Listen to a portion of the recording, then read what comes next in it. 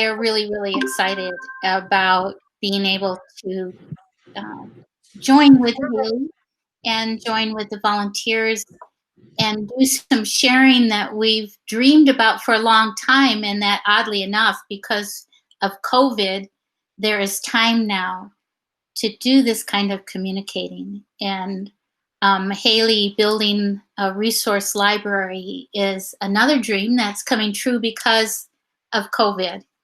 And I think that there's a lot of things we're learning as human beings when we go through crisis. And that one is that possible journey to learn more about ourselves, our inner selves, to take some more time for quiet and move a little bit away from that constant moving. And in nonprofits and in the mission work and in serving, so much of our time gets caught up in that we forget about ourselves.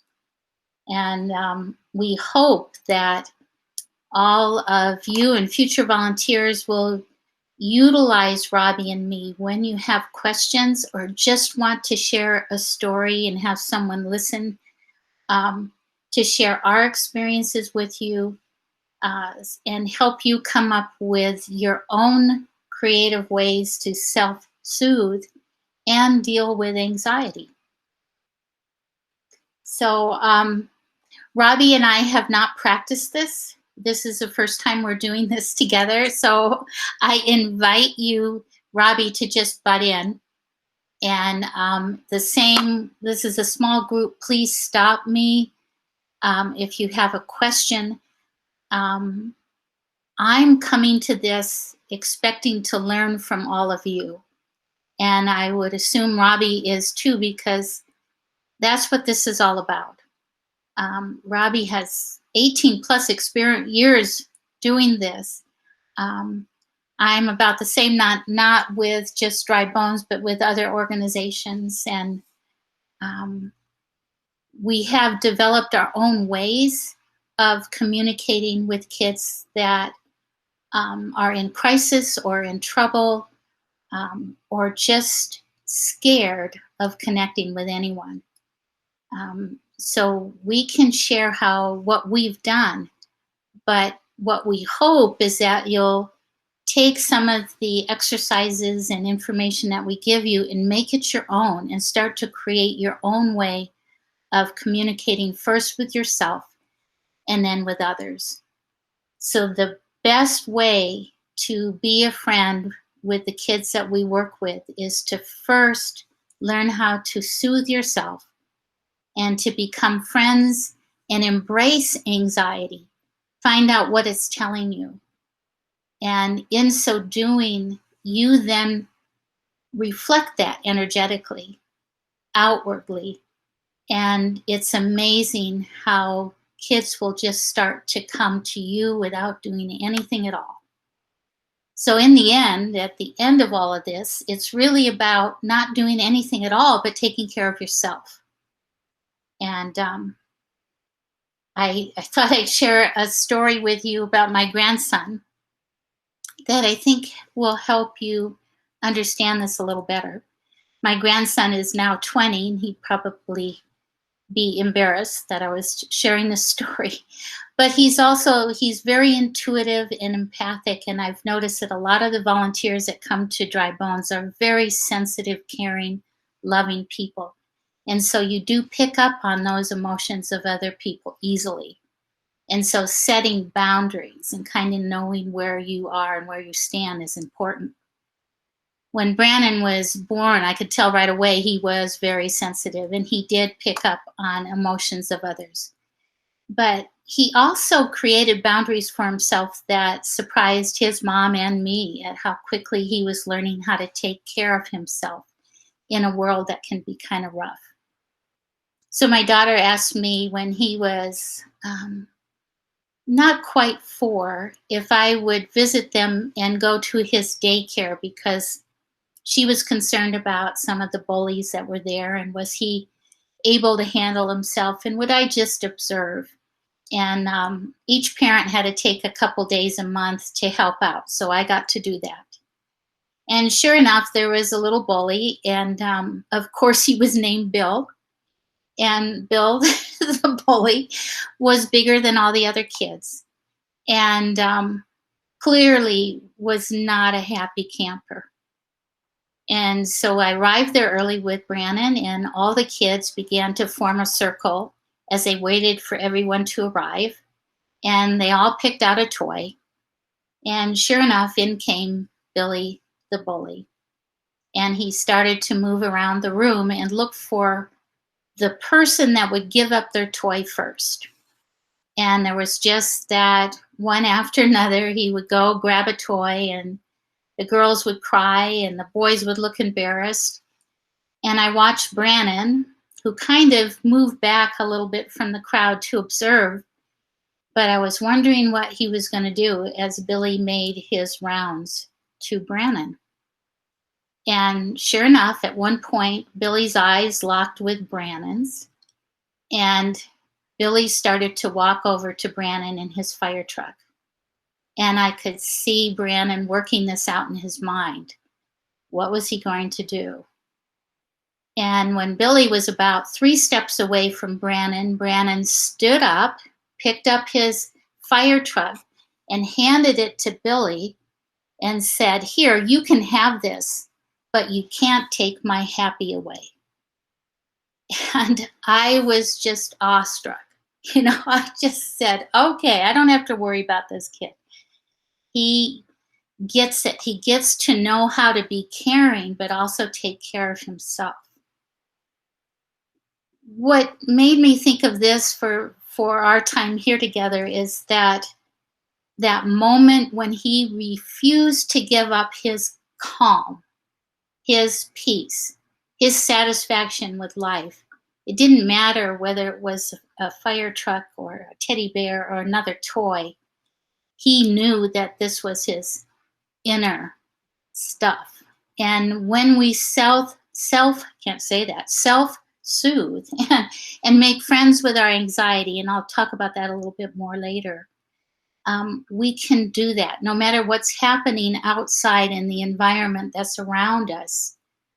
We can hold on to our calm. We can hold on to our peace. We can hold on to our happy. So I think that's what I hope that at the end of our discussion today, and hopefully many more, that we'll learn some things, some exercises, some tricks, and that you'll create your own sense of self, a strong sense of who you are. So no matter what's going on around us, you can hold on to that. Have anything to add to that, Robbie, from your perspective? Just how important this is to has been for Dry Bones as far as learning this later, almost out of necessity instead of the preventative thing. It's a necessity. Um, I mean, all of you guys can have a common experience with Dry Bones of leaving a meal on a really cold night and knowing that we're going home to a warm house and wondering where all these kids are going, these young people are going, and realizing some of them have done it 15 years, 20 years they've done this. And so the idea of how to bring that into your own self and be, I'm not even use the word okay, but to be with that. It's not an experiment to say this is going to get rid of all of our feelings, but how do we keep showing up? How do we keep finding that inner peace? Because, like in Joyce's story, that Billy didn't go away. Tomorrow he's going to be a bully again. It's like that is a continual thing. So how do we continue to stay in it? And as the Bible say, but not of it, in a sense. This is very good practice for that reality of being in the world, but not of the world. That kind of a thinking about, self-soothing, figuring out how to.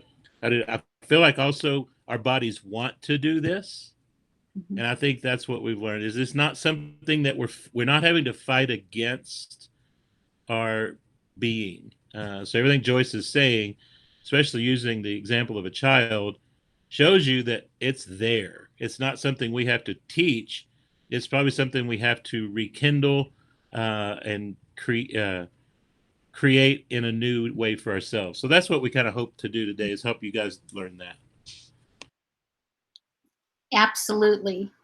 Um, One of my long ago teachers used an analogy that really helped me a lot. And I used it a lot when I first began to work at Dry Bones, because what Robbie was describing, that deep sadness when we would leave a meal and know that these friends would be heading out into the night, um, I began to realize that was really my own perception of their experience. And as I got to know these friends more and more, I realized that out there in the open was their safe. You know, my safe is in my bed in a bedroom with all the windows closed and curled up under the quilt, But especially with the Silver Lining House, we learned as they went in to live in a community and under a roof in a safe place with alarms and no one can get in. They had their worst, most horrific PTSD emotional attacks. Why? Because their familiar was being out where they could see everything. And they would sleep mainly during the day so that they could be up during the night and see everything around them and be safe. So, in a sense, we kind of pulled the rug out from under them in hoping to give them what we thought they wanted. And so, a lot of the Dry Bones experience for me is really, really learning to honor someone else's perception and to really listen deeply for the meaning that they give to everything. And even in asking questions about that, of course, not using different words and opening up, it's just an awesome opportunity to grow. And I really want to stress that too, in that when we serve and are doing a mission like Dry Bones or any of the other nonprofits as a minister Haley and all of those things, it is okay. So I'm trying to say it is okay to go and do this for your own benefit. It sounds selfish. It's even hard for me to say it, as you may have noticed, but it's all about our own learning and our own growth. Because when we stay within that, we're actually making more space for the person that we're connecting with. Robbie, do you have anything to add to that? Because that's a tough one to sometimes talk about. um, Back to what my teacher used as an analogy was a mud puddle. And oftentimes when we're doing mission work and we're sensitive people, we are people of faith, we're wanting to change the world. When we meet up with someone who's suffering or in crisis, we jump into their mud puddle. We jump into their emotions and we sit and cry with them. We sit and feel the emotions with them.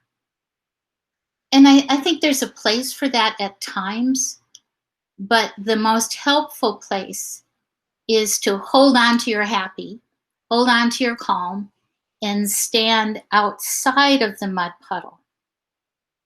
And in your strength, you're able then to observe and listen deeply to the words that the person is using to reach out and create sacred, safe space, staying on the outside of the mud puddle so that you can hear their story, no matter where they're at. Whether the story sounds lopsided and couldn't possibly be true, it doesn't matter. In their voice, in their ability to have a voice in the world that they are really having trouble connecting with, our job is then to see the best of who they are. And to let them know that if they're willing. Sometimes it's just best to leave space and listen.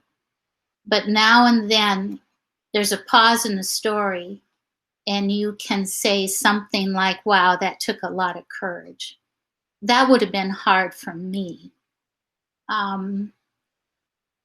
You're really independent. That was an interesting solution to a very difficult problem. Tell me more. That kind of thing can open up.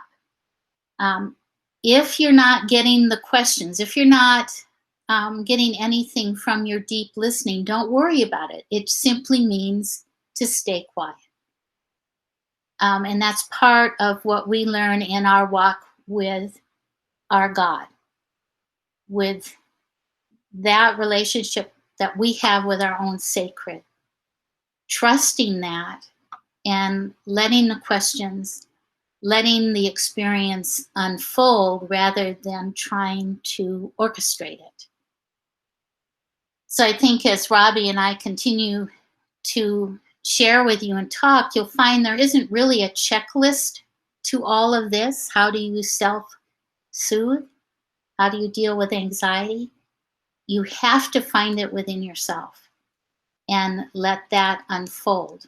But there are some secrets. There are some foundation builders that help. And I'm hoping that Robbie and I can share about 3 of those tonight and then have some time for questions after that. I'm going to start with simple breath work.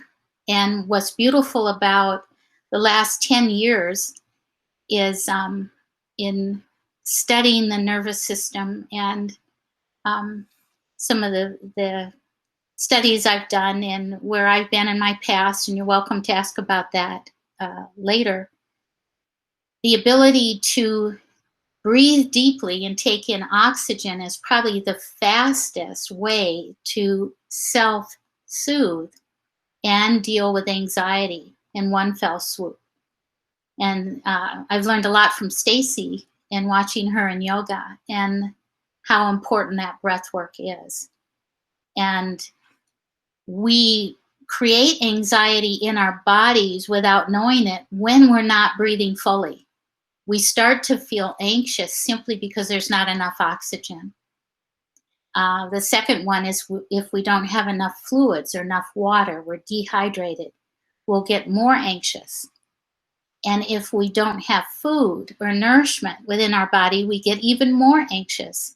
That's natural for the body to do. So we never want to rid ourselves of anxiety, because any anxiety is first and foremost telling us about our physical needs. So what Dry Bones does so beautifully, and when they began, I'm sure kind of naively, they didn't realize that they were doing this amazing soothing of the nervous system simply by, one, creating a safe place for these kids to breathe. So as soon as they feel safe, or anyone feels safe, if I feel safe, I will start breathing more easily. When we started this talk, for example, I was nervous. I'm always nervous before I start a talk, And as I start to talk about breath work, it starts to become easier because I'm bringing oxygen into my body. Hydration is probably one of the greatest health risks in the United States for anybody in any level of life. We do not drink enough water. The kids on the streets can't find clean water. So when we give them a safe place to breathe and we give them um, clean water, we're helping them more than anything that we can do. And when we're giving them food and fuel, we've eased their anxiety at whatever ever intensity level it is by 3 counts, and it may be all they need to start talking. The point is, we don't want to share, don't want to be part of a relationship, we don't want to tell a story if we don't have those top 3 needs met: oxygen, hydration, and food. And Dry Bones does that. And then they added to it, which was pure genius, and again, didn't know it, they added choice to the foods and drinks that they served.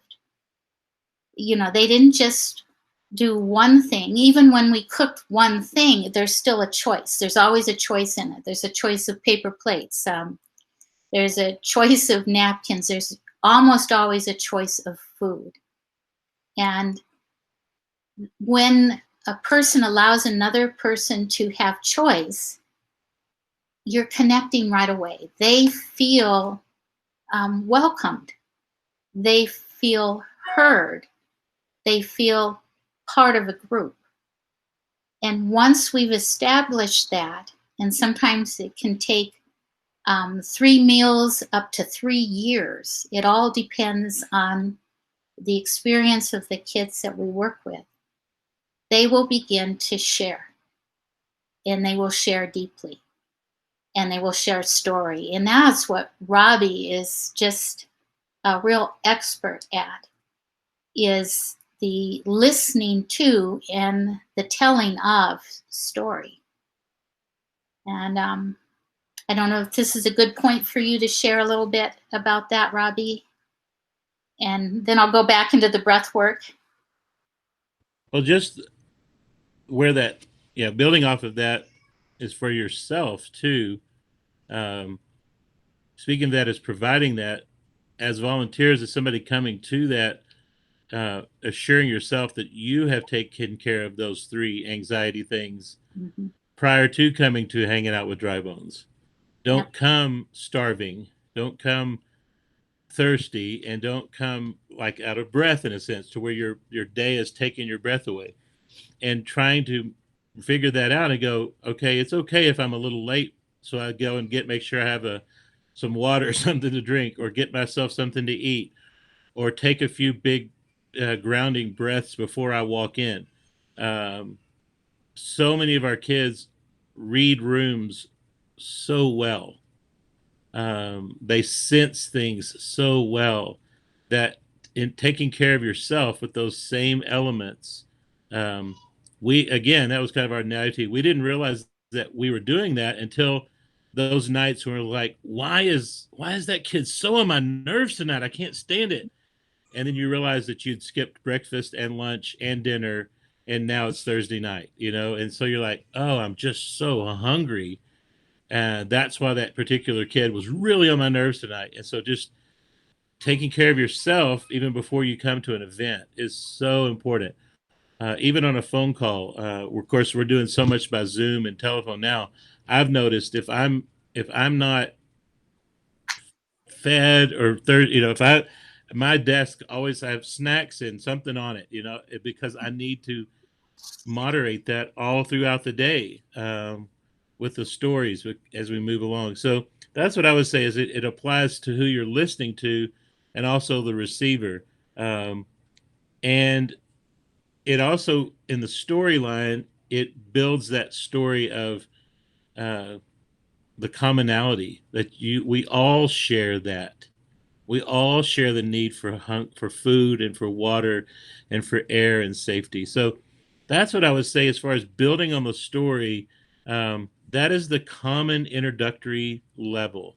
You can always talk about the weather. You can always talk about times you felt safe, times you were hungry, times you were thirsty, things that moved you. So those are all automatically good story starters, conversation starters, because what Joyce explained is a commonality between all human beings in every space, wherever we are. And so I think as far as story time, the timeline and setting, that provides such a setting in every dry bones mode that will happen. Food will happen usually of some kind, water, safety, breathing. So I think with that, and then of course, Joyce, are you going to do some breath work? I don't know if you're going to Yeah, I actually actually demonstrate was, that. and you'll probably Okay. notice that I get sidetracked Oh easily. no, So, because so then I'm gonna do the safety one. You're gonna do the breath work. Okay.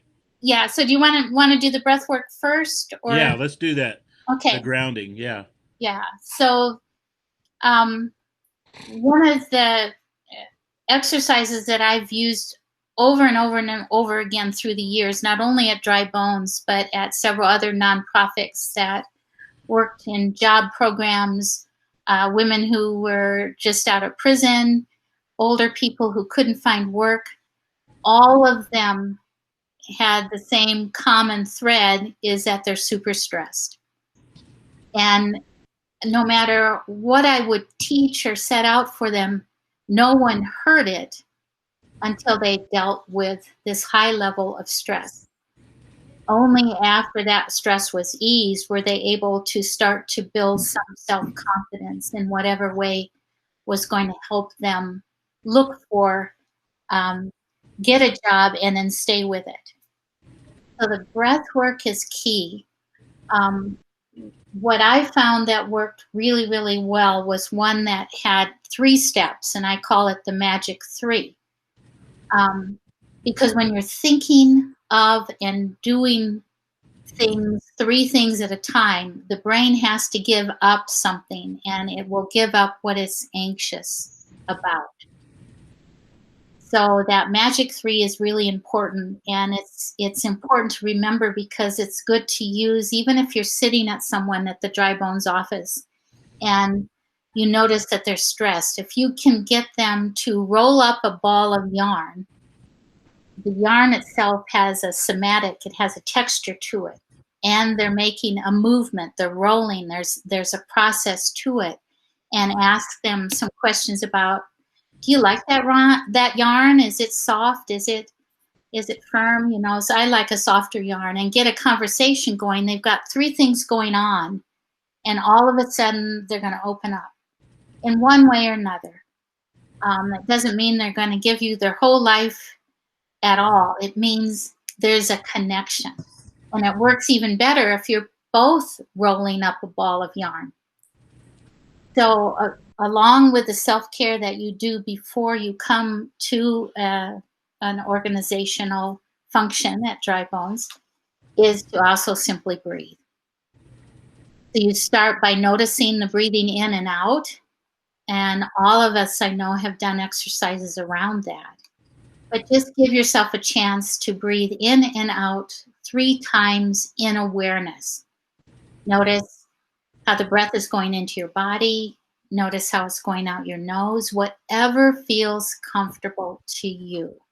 There's no right way or wrong way. It's where you find your own comfort as you breathe in and breathe out.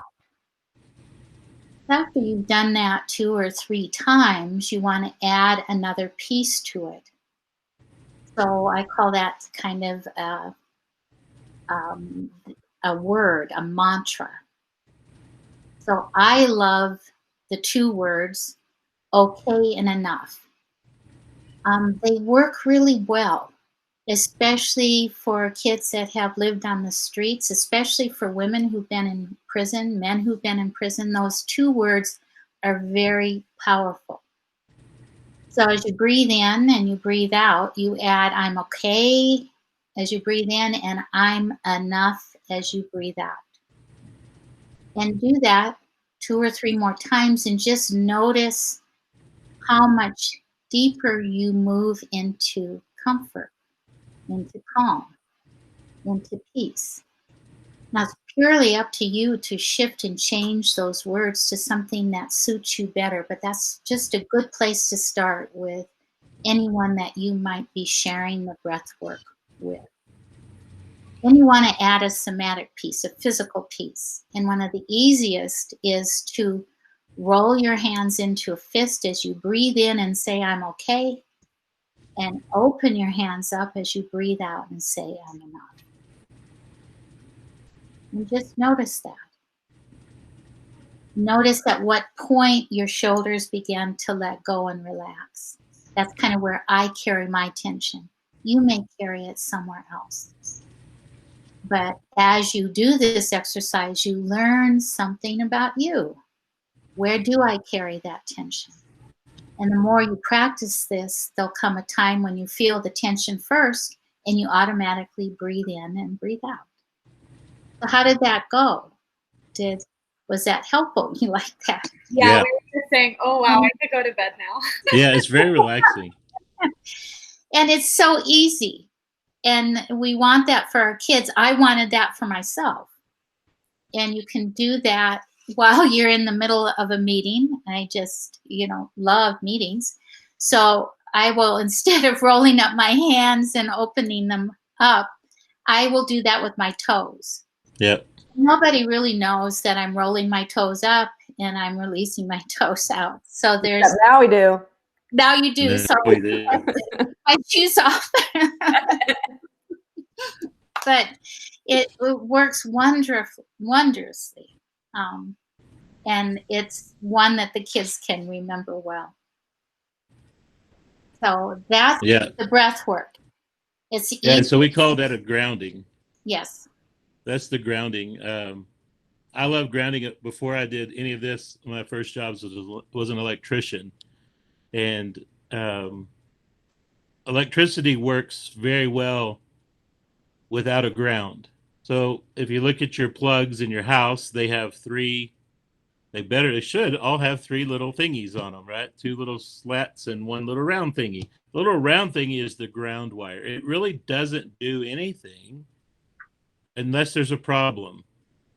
So electricity was invented, discovered and utilized, and we put into houses and businesses, and they kept burning down.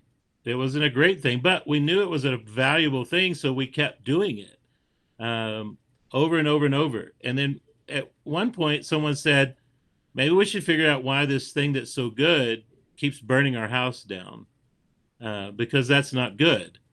And so they figured out how this current would move.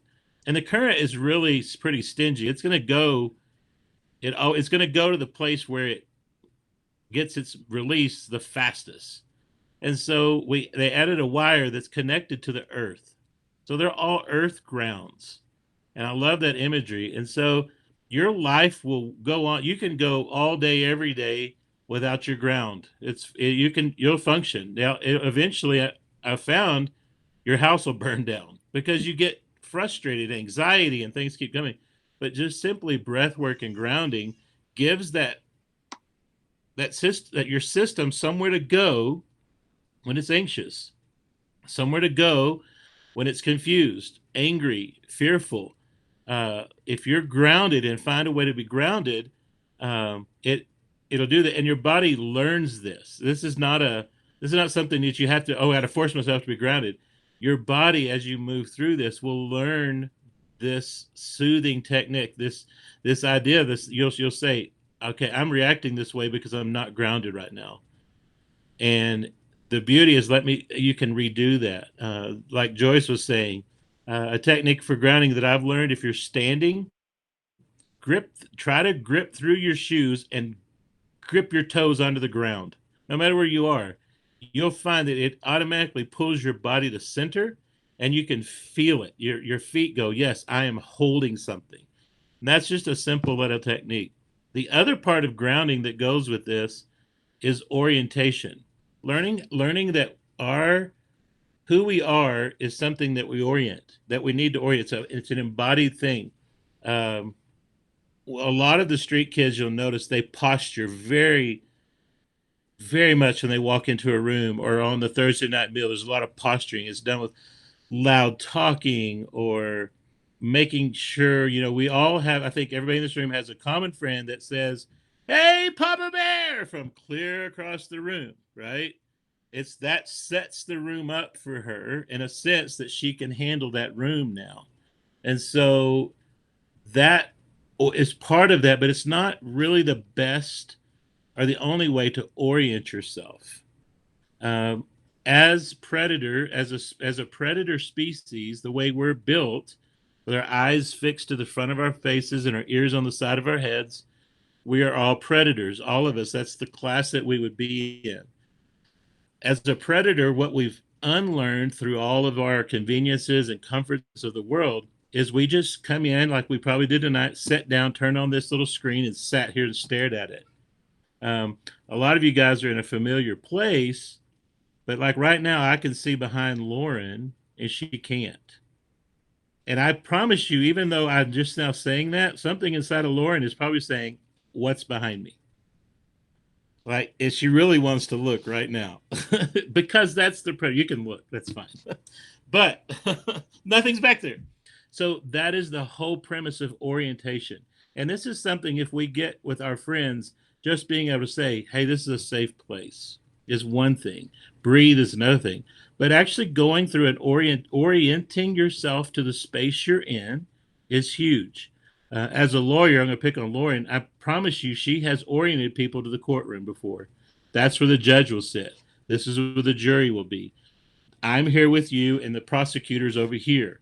That's the court reporter. Little does she know it is she's taking a predator and letting the predator go. I know you're safe. Okay, you're safe. And so it's a very simple embodiment practice.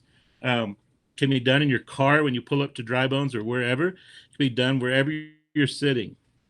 And you basically just use the, after you've grounded yourself with breath work, you go into the orientation self. And so the first thing you do is just look up to the ceiling straight ahead. Just look straight up to the ceiling. And leaving your neck bent, you look over to the corner of the room you're in, to the left. And then leaving your head up, you look to the other corner to the right, fully stretching your neck, letting your body know you're doing this. You bring your head back to the center and look down at your feet.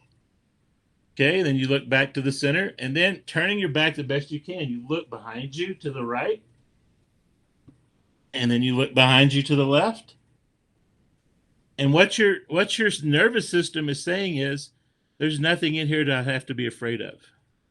And so again, after you've grounded, you're orienting yourself, and now you know the rooms. Just like Lauren now knows there's nothing behind her. She's safe.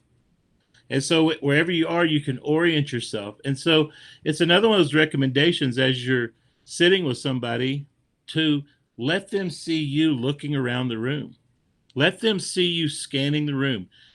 In one way, you're taking the nervousness away, or by asking, "Hey, would you rather be on this side of the table without so your back's not to the door?" Because you can say, "I don't always feel good, but I'm willing to do that." Or can we change our position in this room, in this setting, so that we can see better? Or just take the time to say, "Hey, just look around. I just want to make sure you're comfortable." First of all, it'll settle their mind, but they don't realize, and you won't realize, what that does for focus and being able to present yourself in that setting as, now I'm safe. Also, it helps you to go, "I belong here. I'm not a stranger here. I fit in this space and it's all good." Those are things that it's amazing how many parables you read, how many of the Psalms you read. And if you read into them, you can see there's almost an orienting of the people there. He'll almost lay out the lay of the land of who's around and what's going on. Jesus was just a master at mindfulness in the way we do that. And I would recommend you read through some of those, especially some of the parables and some of the teachings of Christ, with some of this grounding and mindfulness as the lens that you're reading through it. Even more than just the words he's saying, but just the attitude that Christ brings to these things. There's also a major shift from Paul to Saul, or Saul to Paul. When you see the shift in that, you see the shift in the apostles from their calling to the end. With Peter, it's most dramatic. You see it at the end of Peter, how he moves to a more mindfulness approach. So that's the safety aspect. The other part of this, and we won't have to practice this, but I like to do it, it's as I learned this is called GOH. You can call it good old habits or grounding, orienting, and humming. Humming is another way of self-soothing and bringing your anxiety down. It reminds your body and actually vibrates and use a tonal quality throughout your entire body. So even just thinking as you're driving somewhere, instead of singing the words, hum them. Hum deeply. Like if you're anxious and feeling all like nervous, hum the words and just let feel the vibrations through you as you move. And doing those three before something that is going to be causing anxiety really helps. So just grounding, orient yourself, and then just some humming. So those are three of the things that I do as a personal embodiment practice often to keep myself grounded, oriented, and relaxed. So, okay, Joyce. Awesome. I love to hear you explain that. It never gets old for me. Um, the third thing that I thought we'd work on here is an exercise that is about welcoming and invitation. And so another thing that Dry Bones amazed me with as I watched them when I first arrived was their ability to invite into their space and to welcome. And so, again, we need to know how to welcome ourselves and how to invite ourselves to remember the feeling of being welcomed, the feeling of being invited to join. Because in the remembering of it, then we become it and we reflect it. And you don't have to do anything else but be. And that's probably the hardest thing about what I've learned through the years and what Robbie teaches is that it's easy. You just have to be. There's a time for the doing, but when it comes to others and connecting, we just need to be. And I always connect that to the breathing in and the breathing out. This constant breath of the universe is reflected in everything. It's reflected in the cellular structure of our body and how our body works and how we move forward to reach goals, how we move forward when we're in the midst of change or in the midst of a crisis. And so when we simply are this breath work and we are safe and we are secure and we are in touch with our sacred, all we have to do is be there. And whoever is drawn to it will come to you. And that I tend to call the work of the Holy Spirit. And where I get caught up in it is when I'm sure I have something to do with it, is when I step back and just take care of my breath, becoming safety, becoming security, becoming those feelings based on my experience will gain more headway with the kids that we work with than anything else. So in this exercise, I'm going to ask you to remember, recall, or imagine a time when you were welcomed. Perhaps a time when you felt somewhat vulnerable. You might have been in a new place. You might have just had a minor car accident. You might have been going your first day of kindergarten. Who knows? We all react to those things in different ways. But think of a time when you were vulnerable, but someone reached out to you and invited you into a welcoming comfort.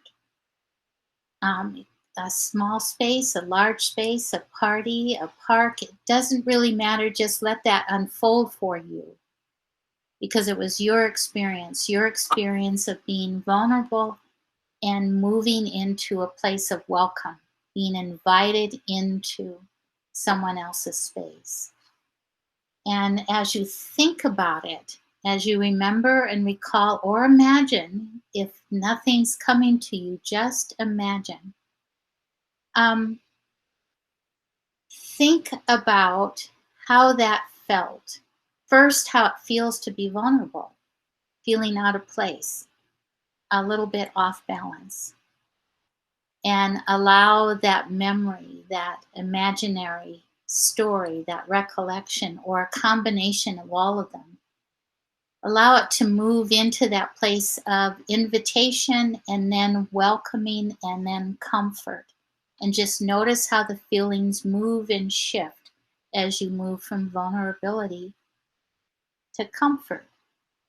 Be aware of the steps, that's important, to feel that and to know that. And as you do, then look at it in terms of how is this a story to you? Or how is it an art piece? Giving each feeling a color, drawing it in a notebook or on a wall or with chalk on a sidewalk or on the brick wall of a favorite coffee shop. Just spend some time with that, and I'm going to give you just a few minutes to be quiet, to do some grounding, some breath work, some working with vulnerability to welcoming. How you're going to express that, that's anchoring, and just let your own story unfold. I'm going to give you about 5 minutes and I'll watch the clock and just take all the time that you need.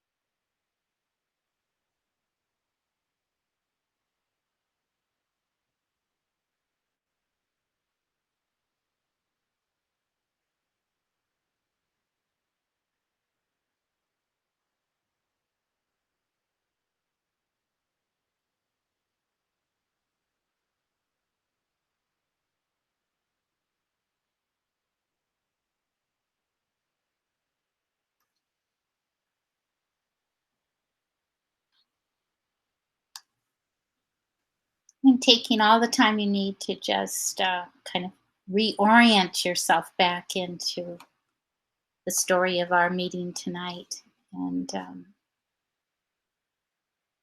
taking some deep breaths and feeling good about the time you just had with yourself. Even if you weren't able to accomplish that vulnerable feeling, moving into a welcoming invitation, you gave yourself 5 minutes to be quiet and to be with yourself. And I'd like to open this up to some sharing if it feels okay. It doesn't need to go that direction. But I know when I shared my story of vulnerability and being welcomed, it was a surprise to me. And it's now become a gift, something that I can go back to and remember that awesome feeling of moving from vulnerability to a welcoming place. Does anyone want to share?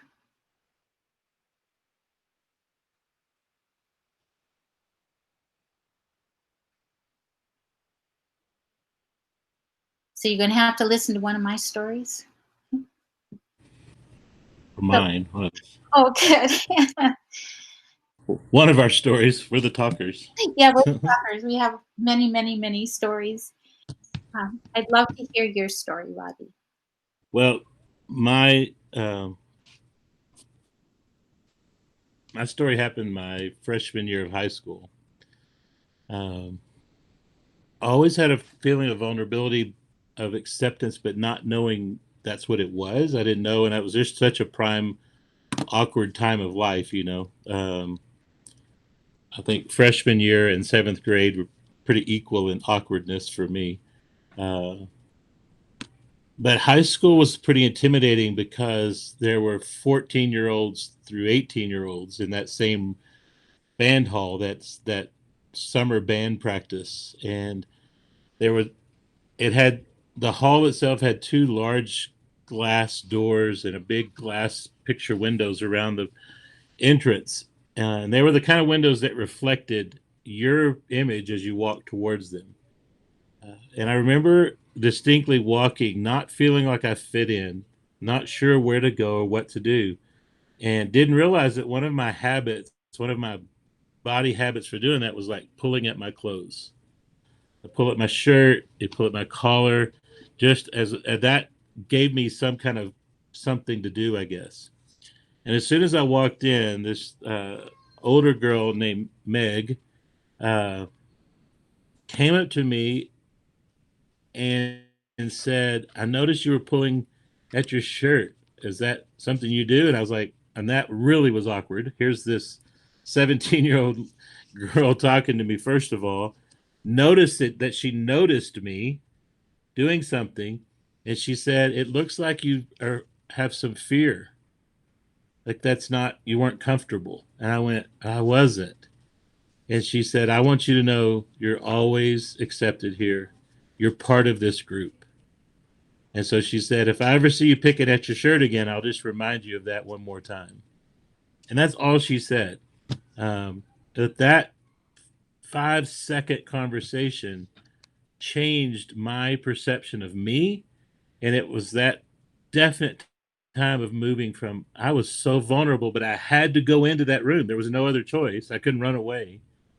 And somehow my vulnerability was bright enough, big enough to show her, and her compassion was enough to recognize it. And I never forget that. She's still one of my friends to this very day, and that's been a lot of years from that point, like 40 years. So just that moment was pretty astounding to me. But it was definitely vulnerable to welcomed, and I'll never forget it, and have tried to do it. And I will tell you, one of the first things Karen noticed when I was first started preaching or speaking is I would pull at my shirt. So if I'm speaking at a dry bones function and you guys see me doing that, just know that that's me being nervous. So as Karen goes, "You were just up there picking at your shirt the whole time." I'm like, ah. Of course, Meg Gallatin came to my mind going, "It's okay. You're accepted here." So that's my vulnerability story. That was often and awesome. I just had a question that feeling you had when Meg said, you're always welcome here. Yeah. What can you still feel where in your body you felt it? Oh yeah, just right in the center of my chest, Right in the center? top of my stomach, upper diaphragm, definitely, because I was probably holding my breath, literally walking into that room, and so it was just so tight. And then when she said that you're part of this group, it's like when you walk through that door, you're part of this group. I can feel it, yeah. And it was just, and I assigned it the color blue. That's the color. That's always been a color that I anchor that with. Now, since I've worked with you, that color, so I can think of that color as an anchor, and it calms me down, or I can see that color and it calms me down, because if I'm feeling vulnerable, I don't have to rehearse the whole story. I can go straight to the anchor color of just picturing something blue, and it instantly gives me that same breath back in my chest. So yeah, That's awesome. absolutely. Yeah. And a lot of times, especially when I worked at the Women's Bean, when women were getting ready for interview process, they do a similar exercise. Pick that color of self-confidence and power, Mm-hmm. and create an imaginary circle in front of them as they walk in and they see the chair where they're going to sit down and interview. They'll see that circle, and as Mm-hmm. they sit down in the blue, Right. and the feelings that color is anchored with come right to them. And that's the beauty of our mind, Yeah. and how we can utilize that to create self-confidence or a feeling of belonging. Right. It's an amazing thing to learn. Would anyone else want to share their story? I could share mine quick, mainly because it happened at Dry Bones. When you first said it, I thought of walking in one of my first few times coming. I'm a new lawyer. I don't think I'm cool enough to be hanging around with these cool people.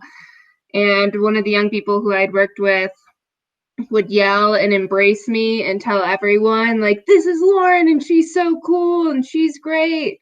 And from that moment on, I walked in feeling like I belonged. And I think the color that I envision is a golden yellow of just sunshine and happiness. And this is a good place and we're vibing well.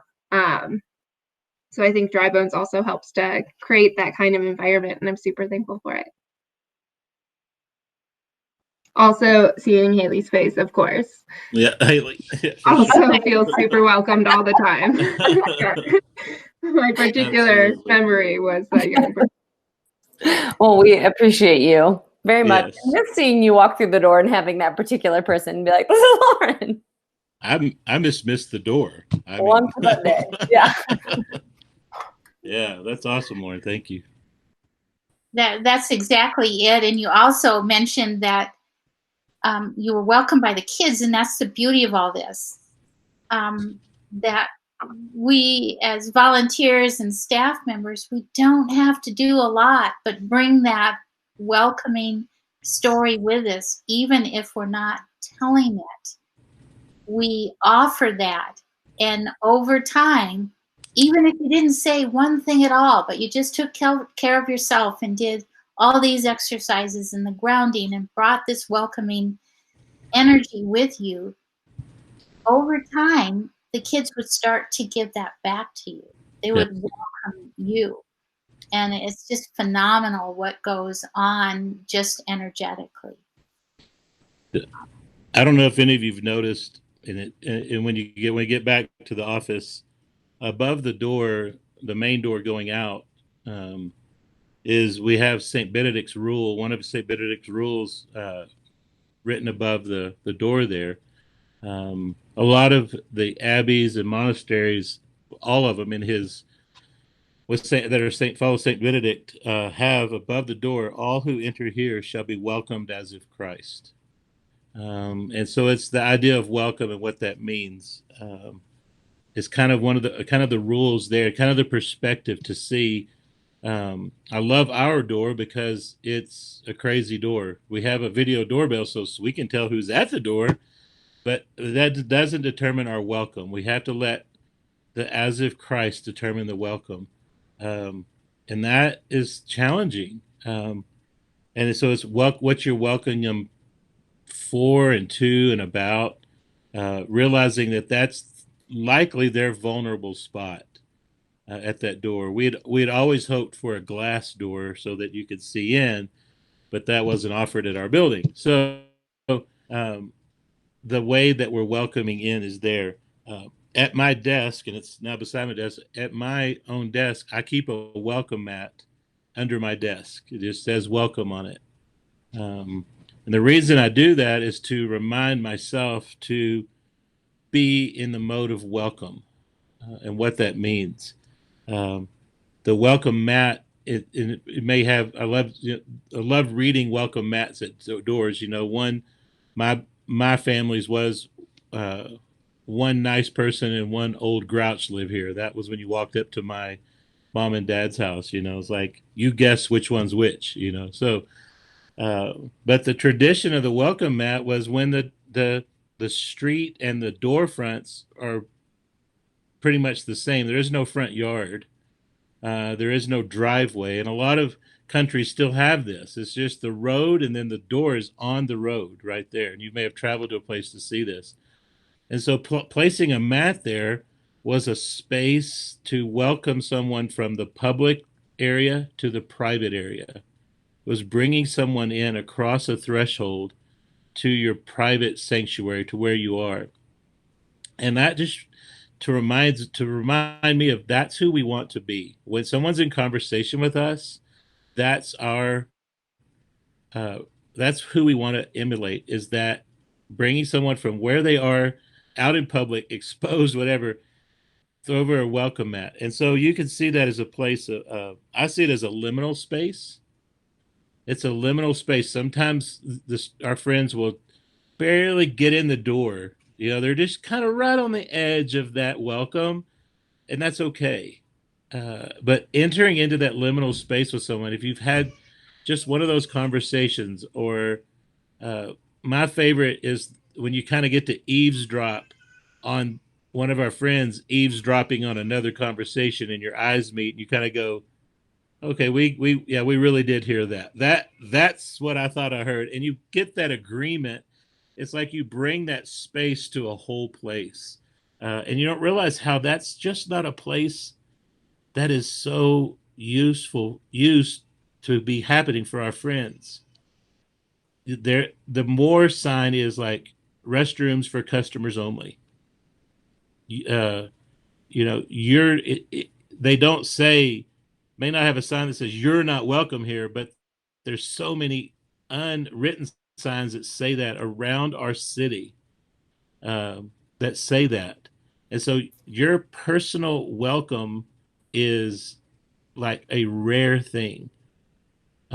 Mainly, a lot of times, is the rarity is not that the people don't talk to them, is that yours is safe, sober, and like Joyce would say, it's safe and sacred.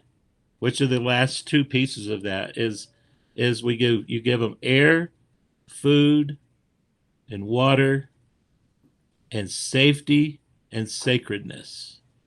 And so the welcome is our sacred space that we bring people.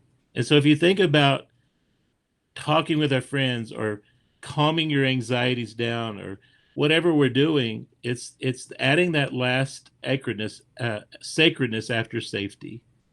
Like, how can you create a sacred space, or realize that your conversation is a sacred place? That combination, those five elements right there, really flow with just the elements of our world. Earth, water, fire, wind, and the unknown. The sacred is the fifth element, that element of the spiritual and what's out there. So those are kind of the feelings that help calm our nervous systems and calm the nervous systems of our friends as they're around us. And the beautiful thing is they work everywhere. Uh, they even work in parent teacher conferences, Susie, I promise. It's like, it's like, whoo, create that area, create that space that we all have. And so that's all. I mean, Joyce, if you got any more on welcome, that was my bit on welcome right there. Well, that was perfect. Yes. Haley. Oh, I just have a little comment. Robbie, just hearing you talk about like conversations with people who actually see them being a safe place for our friends.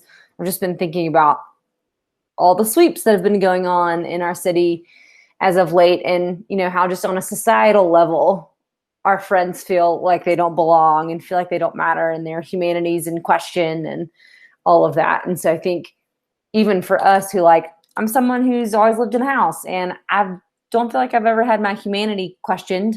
I may not be liked by certain people, but I don't think anyone's ever treated me as less than a human being. And I even walk into situations and feel that sense of nervousness and feel that sense of vulnerability and anxiety. And so just thinking about how much more intense it must be for people who exist kind of in this constant state of not feeling welcomed. I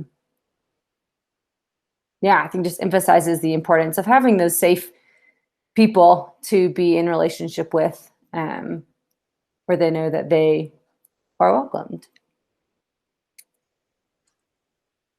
That was beautiful, Haley. And I thought I'd kind of end our conversation here and then open up for some questions, but I wanted to end it with a quote that I've come to love because it describes dry bones and what it does and the foundation that we build for the possibility of our friends to move forward. It's a quote from Reynolds Price, who wrote A Palpable God in the 1930s. He was a theologian and a linguistics. And he started out his book with this: a need to tell and hear stories is essential to the species. Second in necessity, apparently after nourishment and before love and shelter. Millions survive without love or home, almost none in silence. The opposite of silence leads quickly to the narrative, and the sound of story is a dominant sound of our lives, from the small accounts of our day's events to the vast, incommunicable constructs of psychopaths. So basically what he's saying is exactly what Dry Bones does, is it creates that foundation that meets the basic needs, because when nourishment, physical nourishment, isn't there, there's no place at all for emotional nourishment. The body won't allow it. The anxiety will stay high until those needs are met. And by meeting those needs, and only after those needs are met, can we tell the story. And oddly enough, the story comes before the need for purpose and the need for love and the need for home. And that's really helped me understand our kids as they move into living situations. And so often they don't make it. And I'm going, wow, we haven't prepared them enough. We haven't heard their story enough. And so just that, again, being there to listen deeply is important. And I'd like to open it up to questions, but also to say, please feel free to call Robbie or me to explore this further. There's so much more to this and so much depth in how to be a compassionate, deep listener, how to hear and tell our stories. And so I think that's about it for tonight. Other than questions, I'm open to any questions. And if anyone does want to contact Robbie or Joyce, you can just text me and I can send you their contacts. Absolutely. I have a question. or would more kind of like to hear your elaboration on earlier in the conversation when you were mentioning being kind of like strength for those who are, I think you described it as like a mud puddle or something. Yeah, so I'm curious like what you've seen kind of like the opposite of that, and then what the effects are. So I just imagined myself as someone who's like really emotional and sensitive, and joining in on my friends or my students when they're sharing something really traumatic or emotional. So that kind of, yeah, struck me. Oh, thanks for asking that question. And that takes me way back, because I really struggled in my early trainings almost 30 years ago now with in the training. Often people would come to the school and seek out help in the kind of counseling that I was doing. And some of the stories were horrific. And I would sit in the back and sob and cry and have a hard time staying grounded. And until my teacher pulled me aside, and she was so kind. But she said, "Joyce, you are gifted in this. You can do this, except you sit in the puddle. And when you are in the puddle with that other person, you are no good to them whatsoever." She said, "You need to connect, ground yourself, and connect with your strength and be strong for them, and stand outside of the puddle, and to take it seriously but not personally." Now, those are not words she used, but through the years, in trying to continue to work with that and create my own definition from that, I finally got it. And that I'm not abandoning them. I'm hearing their story. I'm taking it seriously. I am there with them, but I'm not personalizing it. And when you're in the puddle with them and you're feeling the emotions of the puddle, you're still feeling your own emotions. You're still not really feeling theirs.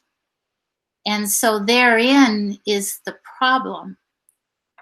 And that was kind of an eye-opener for me, is that until I can stand outside of it, strong in myself, and be there to listen without judging. And so just sitting in my own emotions with them and crying is a type of judgment. I'm sure that they're feeling the same way that I am, and vice versa. And then we miss those important things that can help them climb out of the mud puddle. It doesn't mean that we're not there to give them a hand or throw them a lifesaver, or get down on our knees and pull and tug a little. But it's keeping it non-judgmental so that we can see clearly where their footholds are, because they're still the one that has to move, that has to want to come out. And sometimes with our friends, it's taken several years of being on the side of the mud puddle before they want to get out, or they're almost there, but that mud puddle is just too familiar. And so by staying clear and non-judgmental and loving unconditionally, I guess is another way of putting it, then we can truly see where their footholds are. We can't get them to do it, but we can help them to see it. Did that help a little bit? Yeah, thank you. Susie, what I call it is maintaining the sober brain for the situation. That's my, and that, what I'm meaning by that is you're not letting your brain get so wrapped up into that situation that your brain's not sober anymore. Or it could be just you are literally the first sober brained person they're sharing this mud puddle with. And the normal thing is they're not only sharing their mud puddle, they're reaching out and pulling others into that mud puddle with them, because that has been what has worked. And so if you feel it triggering a trauma, or you figure that your brain all of a sudden is not being sober, you're like, oh, I'm joining into this. I'm reading my own story into this. This is becoming their story reflected through me and my story into theirs. Then my first thought is, my brain's not sober anymore. My brain is confused. Something's going on. And so I try to teach the idea of, when you hear those things, remember, okay, how does a sober brain, someone that's not, you know, in crisis mode, I got to remember, I'm not the one that's in fight or flight. I'm not that. And just be able to sit alongside of that mud puddle and often say nothing, but just be that sober brain that doesn't jump in with them. That's kind of my dry bones take over the years. Thank you. Robbie and Joyce, do y'all have any advice on what to do after a mud puddle-y situation? Because I've found that I've gotten better at not getting in the mud puddle with people, but I still find that if it's something that's really difficult or really hard, after the fact, like when I get home, I'm like, oh my gosh, that was a lot of mud. Like, that was a lot. And so I have recognized, in myself, I tend to shove that down until it's too much, and I am forced to really look at how it's been impacting me. So do y'all have any advice on not getting in the mud puddle, but also kind of paying attention to where you've kind of sort of emotionally gotten into the mud puddle after the fact? Does that make sense? Absolutely. And thank you so much for bringing that up, because that was an area I meant to add, is the self-care that comes after a dry bones event. And Robbie kind of brought that up in the beginning, but it's just as important to notice what feelings came up for you. Because what's so beautiful about this, and it's so exciting when you get it, is the feelings that came up for you is exactly where you need to go to heal yourself. You're not taking them home with you. You're taking the reaction to the event home with you. And it's very much the same thing as the mud puddle. By staying out of it, you aren't judging the meaning and perception that they're giving to their own experience. You're letting them have their own experience, but you're walking with them. But the things that come up for you are, I call them, they're like diamonds. They're like gold, because that's exactly where you need to go. That's where you're off balance. And sometimes it's too much. And if you know it's still too much, put it aside, but be aware of it. Call Robbie or me. Sit down with someone that will let you be in your space. It doesn't have to be a mud puddle. And to go, wow, I was triggered by this. And out of that contemplation, that healing space, you find balance. So that's what I was talking about when you become friends with anxiety. We tend to want to throw anxiety out. It's something we shouldn't feel. And yet it's really important. It's very much like pain. It's important. We need to hear it and understand where we're off balance or where we're really hurting. Yeah, and I used to come home and just recall all the mud puddles with Karen, and just vent, tell her, oh my gosh, this happened, this happened, this happened, this happened. And I realized, like Joyce is saying, what I wasn't doing was, I thought I was processing, but what I was doing was avoiding what really came up for me. And that is what they say is creates the compassion fatigue syndrome. It's that secondary trauma. It's all those things, is when you when you just constantly keep repeating the stories, the mud puddle stories, and repeating them, repeating, and you don't realize what that does for is doing to you, and then find a way to separate those out. Uh, and so now I can come home and tell Karen tonight was exhausting. Was exhausting for me. And after this number of years, she goes, "Oh, something something happened. Someone told him a story. Uh, another diversion is humor. I've found that I like to go to humor. All in Dry Bones, we like to go to humor. We had our staff meeting this week, and Matt shows us this picture that he took of one of our friends' hands. It's just black as coal, and in the center of it was his tooth. This guy's tooth, and he had lost his tooth while eating from multiple years of methamphetamine. The story behind it, but then Matt had to mention to us that the tooth was squishy. And so we all like, oh, we kind of gross, happy, sad. But then the reality of that depth of that story is just hard. That someone could take their body to the point that their teeth become so soft. Uh, and so it's that depth. But that story has a lot of emotion behind it. And so then you think, what does that bring up for me? You know, uh, it could be just the point of God. I hate the dentist. Do I hate the dentist that bad? Am I fear? Did that bring up all these other stories? And then you deal with that, and you're able to keep the mud puddle over here and put you here, so that because the next thing is another guarantee is there's going to be another mud puddle that someone's sitting in at Dry Bones, or likely that same person the next week.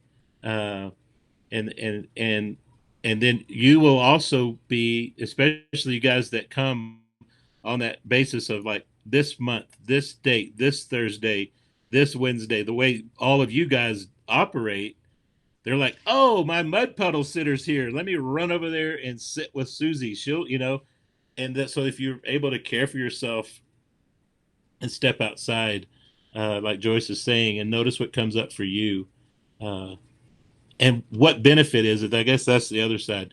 What is the benefit of someone doing what Joyce is saying? What does it do for the person in the mud puddle? It's not that you're just letting them wallow in the mud. You're showing them and modeling for them a different way of being. Um, I always think about the verse, so what do you want? When the apostles walk by the guy there, it's like, so what are you wanting? Remember, because he's sitting right by the water. It's like, so what do you really want here? Do you want uh that's almost sounds like a harsh question, Like, of course he wants to be healed, or does he? But being willing to sit in that moment, what would you like me to do right now? That's such a empowering question to do.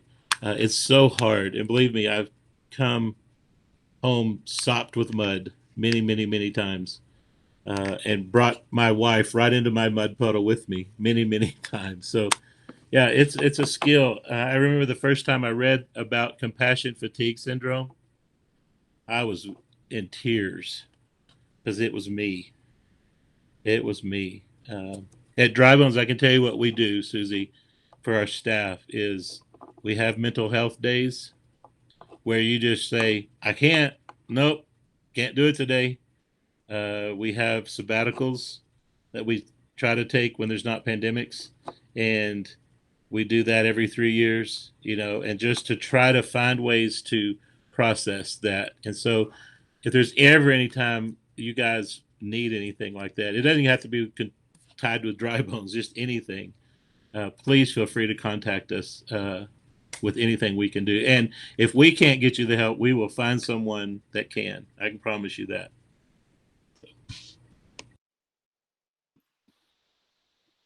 Thank you both. That was really helpful. Oh, there's so much more. As Robbie was talking, he was going, oh yeah, I've got to mention this, and oh yeah, I've got to mention that. And really, this subject line could be a whole weekend retreat. But better than that is each time you connect with the friends at Dry Bones, you're doing the work. And that really is the better way to learn this and to connect with Haley and Robbie and myself, or any of the staff, to feel open enough to say, hey, I need someone to hear my story, and to ask for deep listening. And we will give that to you. You're an important part of Dry Bones. You have no idea. You need to know that we're here for you too. We're cheering you on.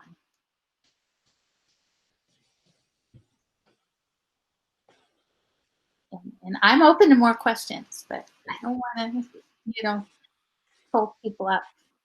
I want to take, before I leave, I just want to thank all of you guys for who you are and what you do. And I mean, I look just on the 4 people on the screen at extra, and it's like, oh my gosh, the benefits that I've seen from all of you are amazing. And I just am so grateful for how you move through life and how you choose to move through part of it with us. It's a blessing to me personally, and to all of our friends I know.